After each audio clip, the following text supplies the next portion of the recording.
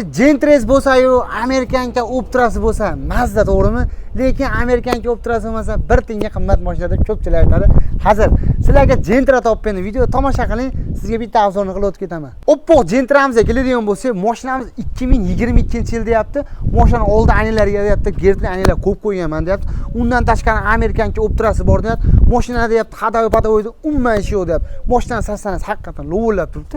Mashinamiz salonlarga keladigan bo'lsa, Yevako'llar solib beribdilar. Monitori bor ekan. Mashinamiz 51 ming kilometr yurgan ekan. Haqiqatan bunaqasi bo'lmaydi. Mijiga putlarigacha bor ekan. 908 klik degan putlari bor ekan.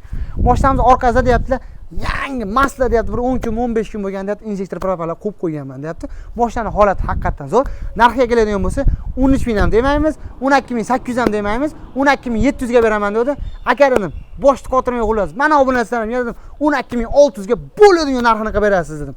Pastda telefon nomerini qoldiraman, aloqa chiqarasizlar. Mashina o'zi nomining egasida, lekin sizlarga generallar qilib berar ekan. Xohlasan afarmina qo'llansizlar, afarmina qilib berar ekan, xohlasan generallar ham berar ekan. Pastda telefon nomerini qoldiraman, aloqa chiqarsa, xuddi shunaqa oppoq Gentra olaman degan do'stlarni tashab berdi. Haqiqatan narxi arzon bo'lsa, kommentariyaga o'z fikrlaringizni qoldirib ketinglar. Obuna bo'lish, esdan chiqasiz. Sog' bo'linglar.